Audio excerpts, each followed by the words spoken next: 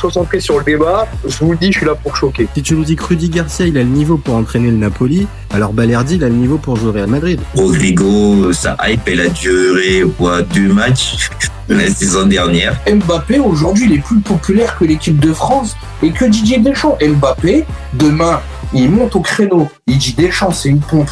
Ils font un changement d'entraîneur. T'es sûr que 48 heures après, Deschamps, il a sauté. Mais je sais pas con Dédé. De Laurenti pense que le mec, il dépense 1 euro, il meurt. Je suis allé me faire la compile que ça mardi. La compile a duré 2 minutes, il n'y avait pas grand chose. C'était souvent les 3 bonnes tacles qui revenaient. Je me suis dit, attends, il y a que ça dans la compile. Guardiola, meilleur coach de l'histoire. C'est même pas le meilleur coach de l'histoire du Barça. Il faut arrêter avec Payet, c'est un grand joueur. Alex Ferguson, c'est juste un Giroud qui a eu beaucoup de moyens. C'est pour ça qu'il a réussi. Pendant des années, on se faisait dérouiller à chaque gros match. Ça fait penser à Rudy Garcia. Le match, il va débuter. Les 11 sur le terrain, ils vont se caguer dessus. On va sortir les pop-corn, on va observer tout ça. On va tous mourir. Moi, je n'y crois pas. On va se faire éliminer comme des putes. J'en suis sûr.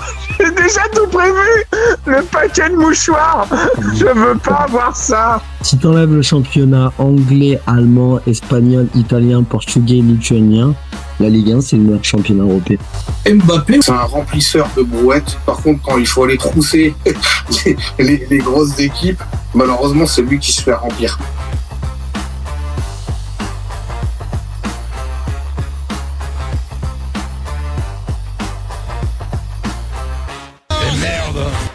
Salut à tous, super content de vous retrouver pour un nouveau débat mondial 2026 du FC Copain.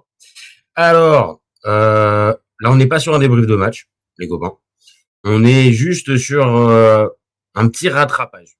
Il y a eu un petit loupé hier soir pour le débrief juste après le match. Donc, plutôt que de le faire un peu à l'arrache, je me suis dit autant le faire plutôt tranquillement, posé ce samedi après-midi.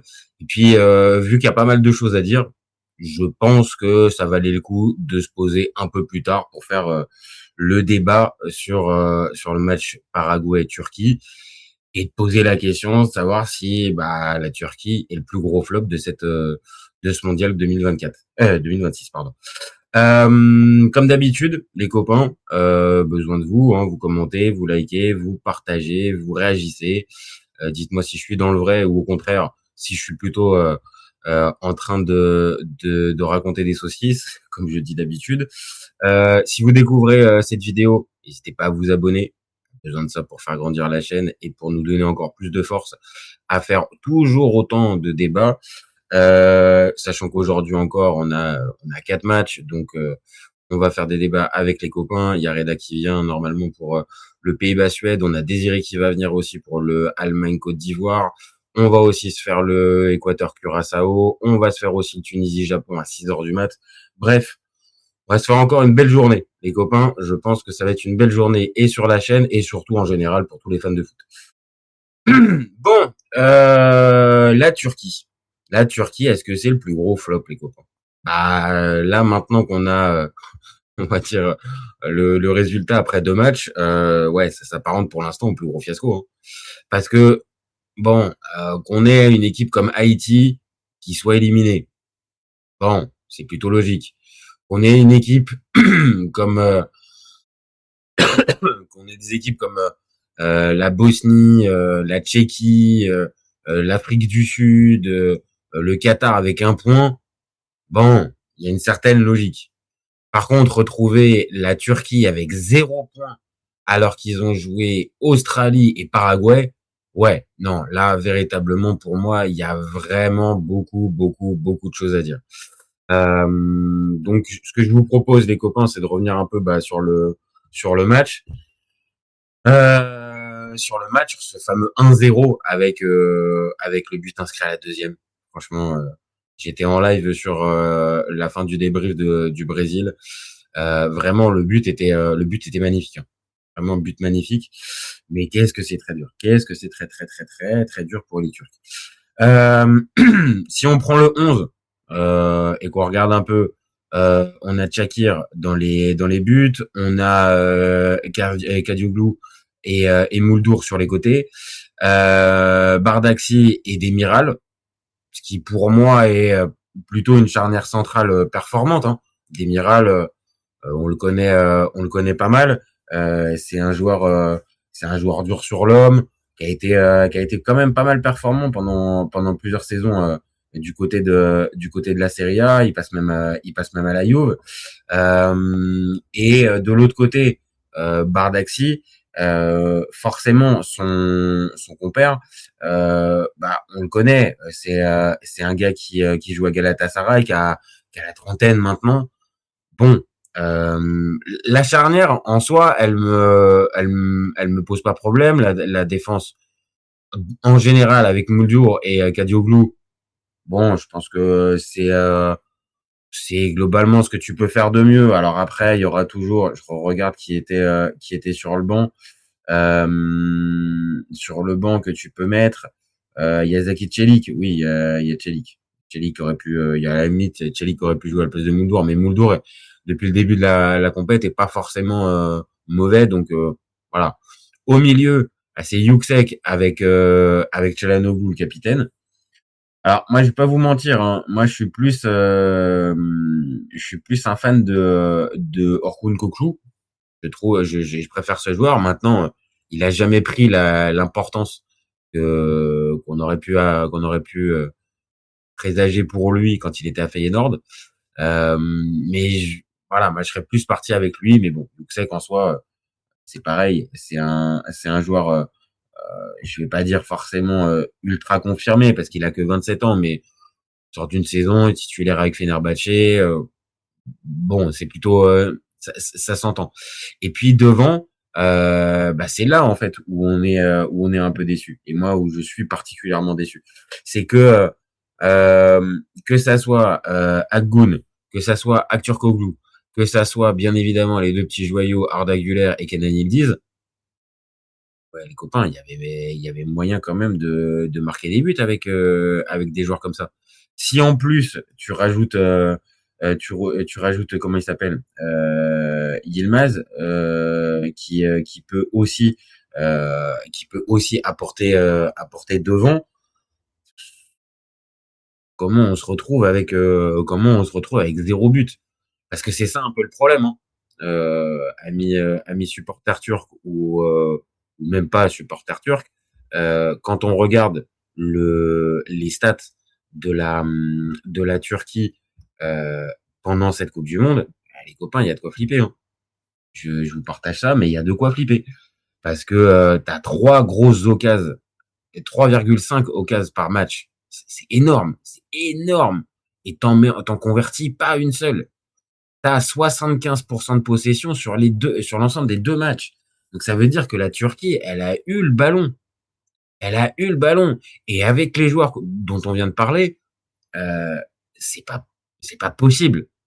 Alors si on affine encore plus, on se rend compte qu'il y a 2 frappes sur le poteau. Donc dans ces matchs-là, un peu au couteau, bah ouais, si t'as pas la réussite en plus et que le poteau il ressort plutôt que de rentrer, bah ça va être encore plus compliqué. Mais là, ce que ça montre, c'est une équipe qui a du mal, mais qui a véritablement du mal à marquer sur ses temps forts ou même ses possessions. 75,5% de possession sur l'ensemble des 2 matchs.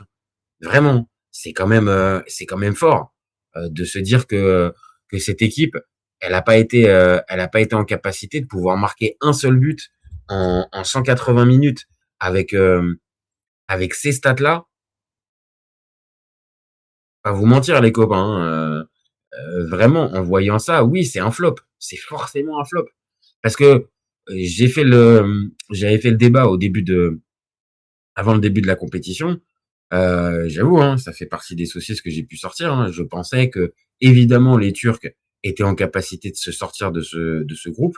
Je les voyais même deuxième, voire même peut-être challenger le pays organisateur, les États-Unis. Et là, c'est catastrophique. Parce que le match contre l'Australie, t'es quand même assez naïf. Parce que t'es tombé sur une équipe, certes, qui jouait bien qui jouait bien rugueux, défensif. Et bon, on l'a bien vu, hein. On l'a bien vu au match d'après. L'Australie contre les États-Unis, ça a pas tenu. Donc, il y avait déjà contre-performance à ce moment-là. Déjà, pour moi. Maintenant, tu peux aussi te rattraper sur ce second match face à une équipe comme le Paraguay, qui, je le répète, hein, cette équipe, elle est, comment dire, elle est aussi traumatisée. Voilà, c'était le mot que je cherchais. Elle est aussi traumatisée. Elle s'est pris un 4-1 par les États-Unis. Elle a sombré défensivement. Donc à ce moment de la compétition, toi, t'es peut-être un peu la tête dans le seau, mais tu joues une équipe qui a aussi la tête dans le seau et qui est encore plus mal que toi. Donc il y avait tous les arguments pour pouvoir vite rebondir. Et c'est un peu l'histoire de ce match. Bah, c'est qu'en fait, ça a même pas eu le temps de rebondir parce que je crois que c'est 1 minute 40 ou un truc comme ça. Il y a déjà ouverture du score. Donc forcément, la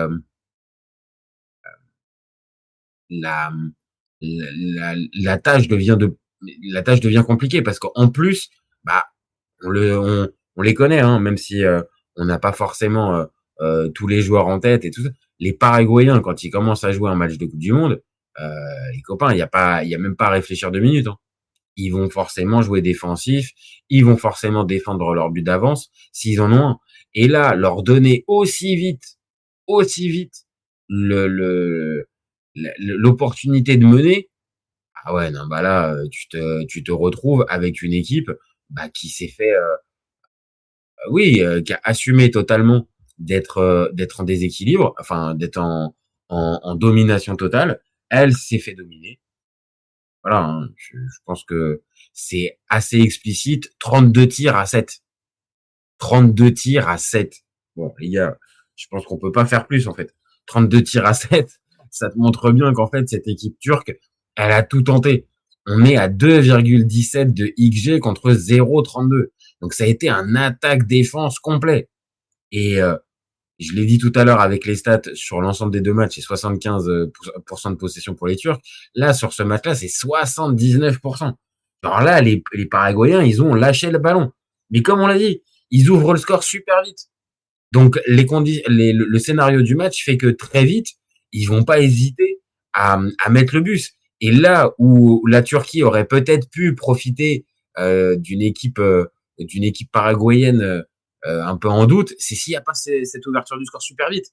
Mais là, à partir du moment où tu prends le but super vite, bon bah là, les copains, on va pas se mentir, c'est pas mission impossible. Mais vu déjà tout ce qu'on a dit, avec le manque de réussite en plus de cette équipe turque, compliqué, hein.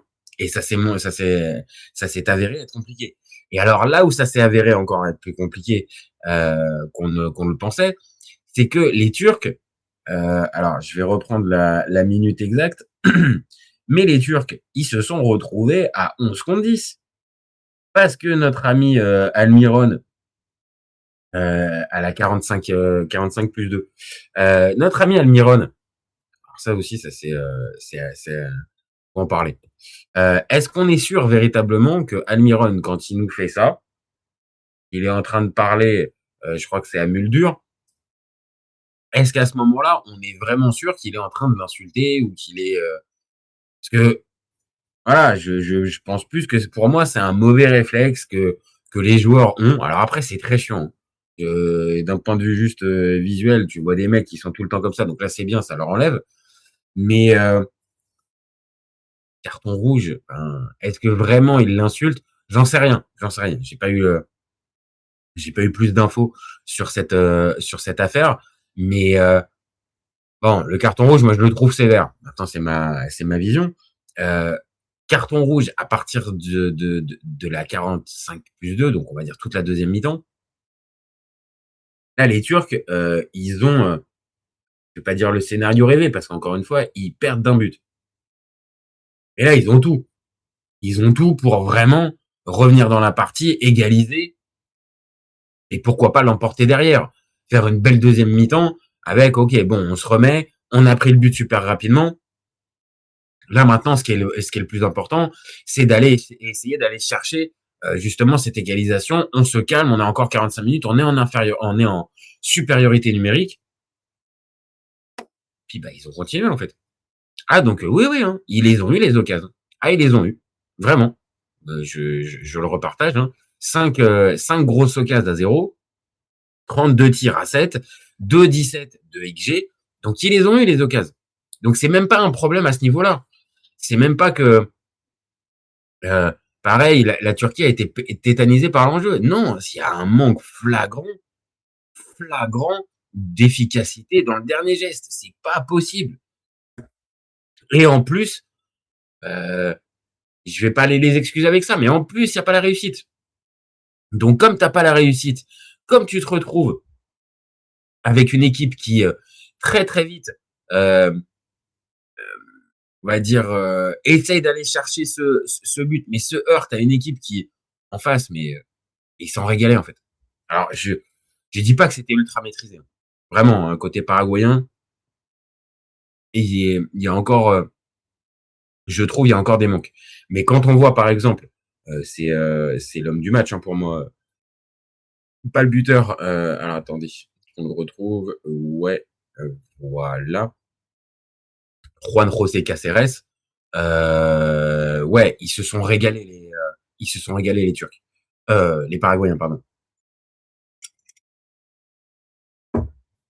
Et surtout, je trouve que au fil des minutes, ce scénario-là, ça les a galvanisés en fait. Et ils ont pris beaucoup de plaisir. J'ai senti à défendre ce but, à être dans ces conditions-là et remporter ce match 1-0 de cette manière un peu dégueulasse. Mais au bout, la victoire elle y est et pour eux, la compète elle continue parce que eux vont vraiment avoir une finale contre l'Australie pour le dernier match, là où la Turquie, les copains, là ça peut rentrer à Istanbul dès maintenant, hein, parce que là il y a plus rien à aller chercher. Là c'est terminé. Donc comment expliquer cette équipe turque, elle avait vraiment des qualités, je trouve, pour pouvoir se hisser au tour suivant. Voilà, mais les stats, elles font mal. Je les repartage, mais c'est pas anodin. C'est que vraiment, à quoi on peut attribuer ce manque d'efficacité, ce manque de réussite. Est-ce que c'est véritablement Montella? Il va falloir poser la question parce qu'il y a un homme dans cette histoire qui va avoir des comptes à rendre. On a pu louer un peu son travail ces derniers mois. Il avait qualifié la Turquie pour l'Euro 2024, idem pour le Mondial 2026, ce qui était quand même une perf depuis 2002, qui était pas fait. Là, c'est décevant. Alors, ça avait déjà choqué du côté de l'Euro 2024, alors qu'il y avait une équipe quand même assez intéressante, vraiment. Mais on pouvait se dire que l'équipe apprenait et que menée avec les deux petits joyaux Yildiz et Güler, bon, peut-être que 2 ans après, dans un autre contexte, avec un peu plus d'expérience, l'un comme l'autre, et le reste du groupe, Montella qui aurait plus la main sur le groupe, on pouvait s'attendre à un upgrade en fait, un vrai upgrade de la part de la Turquie, et on l'a pas eu. Et on l'a pas eu les copains. Parce que là, on est ramené directement à des fragilités en tournoi. Alors bien sûr que lui a sa part de responsabilité. Je pense qu'il n'est pas tout seul. Les joueurs aussi sont sur le terrain. Donc Montella, évidemment, son contrat jusqu'en juillet 2028. Est-ce qu'on le garde ou pas? Ça va être une vraie question. Hein. Parce que le bilan du côté de la Turquie, quand on regarde, on est à 1,86 de points par match. Donc bien évidemment, ça comprend aussi les matchs de qualif, les matchs tout ça, mais n'empêche que le boulot est plutôt bien fait. Il est proche d'une moyenne de 2 points par match. Je l'ai dit, il a qualifié la Turquie pour les 2 dernières compétitions internationales. La Turquie est, je dis pas plus respectée depuis que Montella est arrivé, mais il a crédibilisé un peu ce travail-là et cette qualité-là, peut-être au sein du réservoir turc. Mais est-ce que ça suffit? Est-ce que c'est l'entraîneur avec lequel tu passes le cap? Cette Turquie a peut-être besoin d'un autre entraîneur plus référencé, avec peut-être plus de références en sélection. Montella, il l'a découvert. Hein. Il l'a découvert. Il est parti entraîner à Demirspor.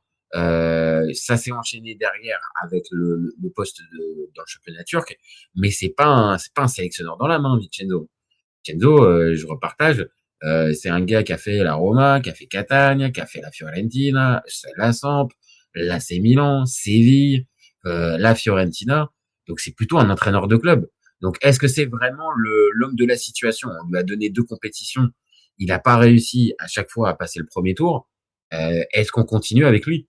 Voilà, pour moi, elle est un peu là la question aussi pour ce flop. C'est pas le principal responsable pour moi, mais il a des comptes à rendre.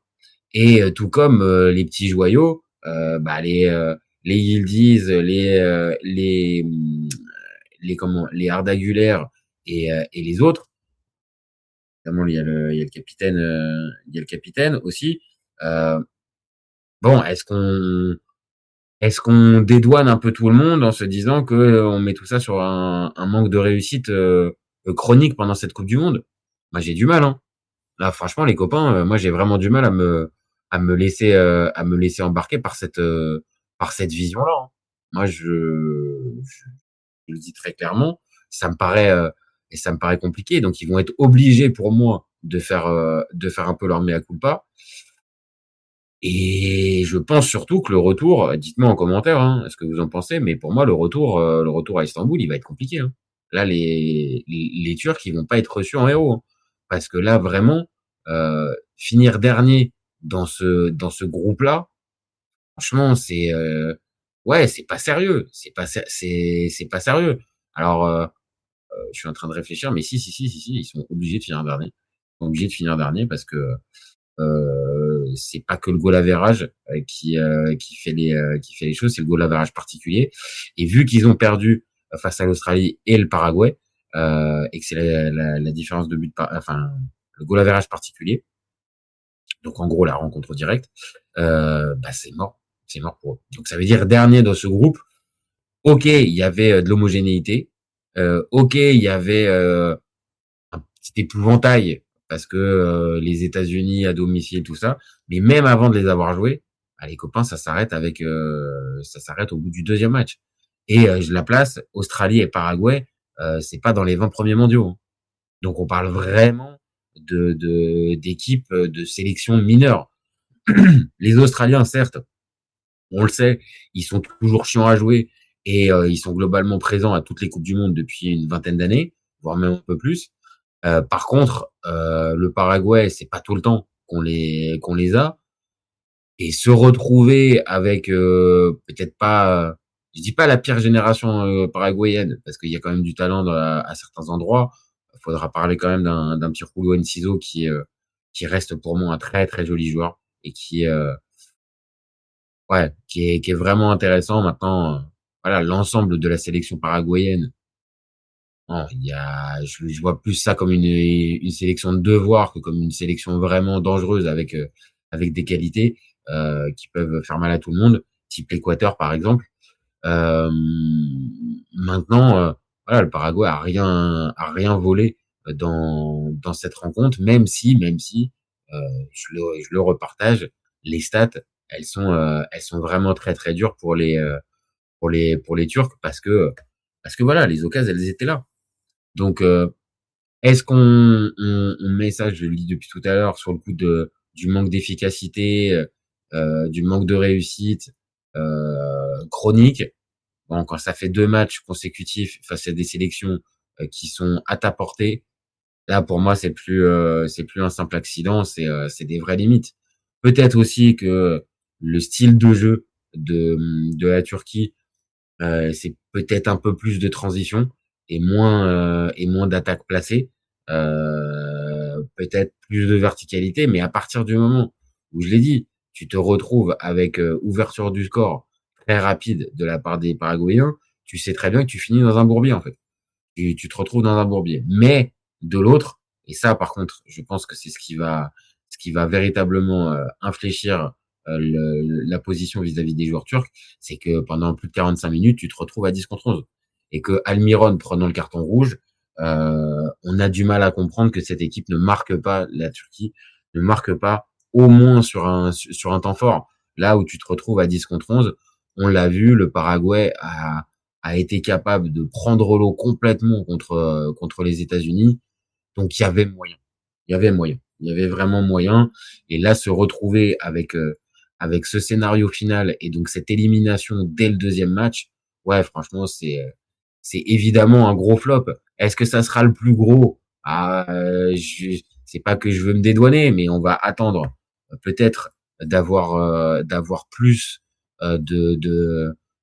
d'avancer sur les autres équipes, mais d'ores et déjà une équipe qui était éliminée après le deuxième match et en plus, dire petite nuance, avant même d'avoir joué le chapeau 1 de son groupe, puisque les États-Unis sont chapeau 1 dans ce groupe, franchement, c'est un vrai fiasco. Non, c'est un vrai fiasco. Maintenant, le plus gros, on va voir. Il peut peut-être y avoir d'autres sélections plus prestigieuses encore qui passent à la trappe dès le premier match. On sait pas. Il peut y en avoir. Là, spontanément, j'en ai pas, parce que comme je l'ai dit, celle qui est déjà dans ce même cas, bah c'est Haïti. Mais est-ce qu'on peut comparer Haïti et la Turquie? Non. Je rappelle, même si ça fait un petit moment maintenant, mais la Turquie, ça fait 3e de mondial en 2002. Bon, Haïti, on parle de la 2e participation dans toute l'histoire et d'une équipe qui n'a marqué qu'un seul but dans l'histoire de la Coupe du Monde. Donc, on peut pas les placer sur les mêmes plans. Et en plus, on peut juste être vraiment, je dis, ouais, vraiment très déçu de ce que nous a montré la Turquie dans l'ensemble. Maintenant, je veux pas nuancer parce que ça reste un fiasco, mais on parle d'une équipe qui a manqué vraiment de chance. Et j'aime pas trop dire ça parce que ça fait un peu excuse un peu toute faite avec bon bah ouais, après tout ils ont manqué de réussite, c'est pour ça qu'ils sont pas qualifiés. Non, c'est pas que ça, Il y a aussi forcément des manques à plein d'endroits dans on va dire dans la stratégie, dans la tactique, peut-être même dans la construction du groupe de Montella, peut-être. Mais c'est une réalité. Si vous n'avez pas vu les 2 matchs, on peut peut-être vous comprendre parce que les 2 matchs étaient au tout petit matin. Les 2, oui, parce que même contre Turquie et Australie, c'était au petit matin. Revoyez les matchs et ce que je dis, c'est vraiment pas une tarte à la crème, c'est vraiment la réalité. Ils ont manqué de chance à plein d'endroits pendant la rencontre et bon bah oui, t'es dans le haut niveau, tu marques pas sur tes temps forts, ça peut être rédhibitoire. Mais si en plus chaque temps faible est sanctionné par un but, et pareil, hein, quand on voit le but de comment il s'appelle, c'est Peralza, Galarza, le but de Mathias Galarza, c'est difficile d'en vouloir véritablement. C'est pas un but super construit, c'est juste une récupération au milieu du terrain de mémoire et Galarza qui s'approche et qui de 25 mètres plein axe va lâcher une frappe. Oui, il est laissé un peu seul et tout, mais on est tout début de match, donc j'ai envie un peu d'avoir des excuses sur ce match-là, mais bon, on est rattrapé par ces fameuses stats qui sont oui, j'allais dire ouais éloquentes. C'est ce manque de réalisme. 3,5 XG, 3 grosses occasions par match ratées, 6 tirs cadrés par match, 0 but, frappe sur le poteau 2. Bon, voilà. Et de l'autre côté, 0 clean sheet, 1,5 but encaissé par match et un taux de duel aussi qui est un peu en dessous de la moyenne, je trouve. Et c'est peut-être là ce qui a manqué, c'est dans les parties un peu chaudes, une défense un peu ouais, un petit peu emprunté, mais pareil, si on regarde le match d'hier, c'est difficile de dire ça parce que la défense centrale en soi, elle fait pas un mauvais match, loin de là, que ça soit Demiral ou que ça soit Bardakchi. Ouais, voilà, Bardakchi, je crois même qu'il réalise un truc un peu fou avec un nombre de passes réussies exact de 100%. Il a un taux de réussite de 100%. Donc voilà, il y avait quand même des choses, il y avait quand même des choses positives. Maintenant, voilà, je comprends bien si vous êtes turc et vous voyez cette vidéo, ouais, vous allez forcément avoir envie de claquer, de claquer un oui, c'est le plus gros flop, et vous allez sûrement être vénère de votre sélection. Bon, si on doit déterminer avant de terminer ce petit débat Turquie, si on doit déterminer la note du match, moi j'ai mis un 5,5. Je suis parti sur un 5,5. Alors très frustrant, on vient de le dire, hein, côté turc, avec tout ce que ça comporte, le scénario, l'élimination, tout ça. Mais en soi, regardez, c'était pas dégueulasse. C'était pas dégueulasse. Alors oui, j'aurais bien aimé peut-être que le but arrive un poil plus tard. Ça aurait peut-être été bien que ça arrive un poil plus tard, le but. Mais de l'autre, ça a donné une dramaturgie spéciale et particulière au fur et à mesure de la rencontre. Les Turcs essayant d'égaliser, mais y arrivant pas, ça rajoutait de la dramaturgie, et on sentait que non, c'est pas possible, ils vont pas se retrouver encore à faire ça. Quand on voit la dernière action avec la tête de Demiral qui passe juste à côté des buts. Ah, vraiment, il y avait ce côté un peu dramaturgie qui m'a fait rehausser le niveau. Après, d'un niveau technique, on n'était pas sur un grand niveau. Bon, sans doute aussi, hein. On est avec des équipes de mémoire qui sont aux alentours de la 25-30e place au classement FIFA. Donc, on n'est pas face à des cadors. Mais l'opposition était quand même sympa à voir. Et même si on a ce résultat-là avec juste un seul but inscrit, voilà, on s'est pas ennuyé. C'est ça que j'essaie de dire. Et pareil, si vous revoyez les stats globales, voilà, on n'a pas un match soporifique, mais on a juste un match avec une équipe sacrément maladroite dans le dernier geste. Et c'est pas une coupe de quartier, hein. C'est pas la coupe Intertoto, les copains. C'est la coupe du monde. Donc faut marquer, faut être décisif dans les deux surfaces. Voilà. Et bon, maintenant pour ce qui est, parce que c'est ce qui va rester, malheureusement côté turc c'est plus la priorité, mais là ce qui va rester c'est la qualif. Et on voit entre l'Australie et le Paraguay qui a fait la meilleure impression. Franchement, c'est un peu un duel de manchots, hein. Pas vous mentir. Ces deux équipes qui ont réussi à gagner, grâce à la Turquie. Est-ce qu'on en voit une supérieure à l'autre comme ça? Je pense que ça va être un bon match de boucher. Je pense qu'on risque d'avoir un vrai match de boucher. Et je suis incapable, là, maintenant, tout de suite, après avoir vu le match des deux équipes, de vous dire qui est favori. J'aurais tendance à dire spontanément le Paraguay parce qu'ils vont aimer ce type de match.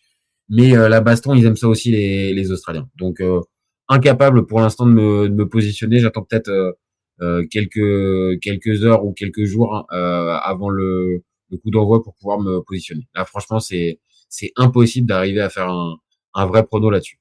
Voilà. Et puis, voilà, on m'a dit, j'ai donné ma note du match. Bon, je pense qu'on va s'arrêter, hein. Vous n'êtes pas très actifs sur le chat, les copains. Et vous m'avez pas mal écouté. Donc, si vous n'avez pas réagi, je pense que j'ai pas raconté de saucisse. Donc, je vais m'arrêter là pour ce petit débrief de Paraguay-Turquie. Et puis, cette question un peu plus large, est-ce que c'est le plus gros flop? Je l'ai dit, c'est pas le plus gros flop au moment où on parle. Enfin, non, si, c'est le plus gros flop au moment où on parle, parce que par rapport à Haïti qui est déjà éliminé, c'est plus gros. Maintenant, on va attendre la fin du premier tour pour vraiment trancher et dire si c'est le plus gros. Mais au moment où on parle, le 20 avril à 17h, ouais, ami turc, c'est votre sélection qui a été le plus gros flop. Un peu dur. Voilà les copains. Moi je vais m'arrêter là. Merci à tous d'avoir suivi. Le live sera dispo en replay dans quelques minutes sur la chaîne. N'hésitez pas à commenter, liker ou partager. On répond aux meilleurs commentaires même après le débat. N'hésitez pas à vous abonner, je le dis toujours, mais on en a besoin. On a besoin de ça pour vraiment faire vivre la chaîne. Le replay va être aussi dispo en podcast dans quelques minutes sur toutes les plateformes, Deezer, Spotify, Apple Podcast, toutes les plateformes d'écoute. Et puis, comme d'habitude, les copains, vous gardez en tête qu'au FC Copain, on est ouvert toute l'année et encore plus pendant le mondial 2026. Ciao, ciao les copains. Ciao. Ciao, ciao.